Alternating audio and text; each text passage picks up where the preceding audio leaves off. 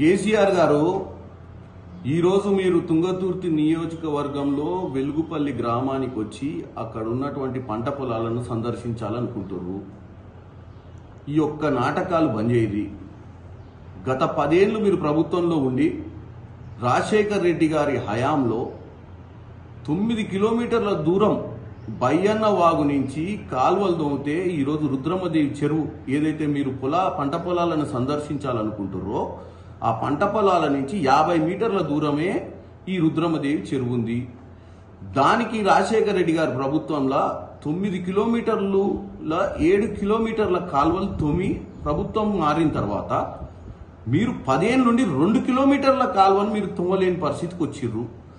ఇవాళ మీరు వచ్చి అక్కడున్న పంట పొలాలను సందర్శిస్తున్నారు. గతంలో మీరు ఒక్కసారి మీరు మాట్లాడినటువంటి వీడియోలు చూసుకోండి, లేదా నేను ఇప్పుడు దీంట్లోనే చూపిస్తా. మీరు మీ అల్లుడు గారు ప్రచారాలకు వచ్చినప్పుడు 2014 నుంచి 2023 మధ్యన అప్పుడున్నటువంటి ఇప్పుడు బీజేపీ ఎంపీ అభ్యర్థి కూడా మీ ఏమంటున్నాడు బూర నరసేగౌడ్ గారు. దాన్ని రిజర్వేర్ చేసి 3.5 టీఎంసీల నీళ్లు తెచ్చి సస్యశ్యామలం చేస్తామని చెప్పి ప్రగడ్బాల్ బలికి ఒక్కరోజు కూడా దాని గురించి పట్టించుకోలేదు.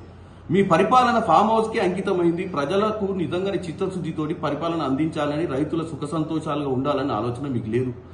లక్షల కోట్లు ఖర్చు పెట్టి ప్రాజెక్టులు కడితే ప్రాజెక్టులు కూలిపోయినాయి.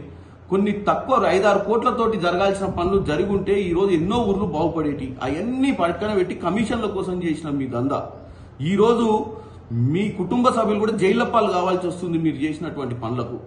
అలాగే మీ కార్యకర్తలు, మీ లీడర్లు పార్టీ వదిలిపెట్టి పారిపోయే పరిస్థితికి వచ్చారు. మీరు ఊర్లు తిరిగి నాటకాలు, వీధి నాటకాలు వేయకుండా హైదరాబాద్లో కూర్చొని మీ నాయకులను, మీ కుటుంబ సభ్యులను కాపాడుకోరు.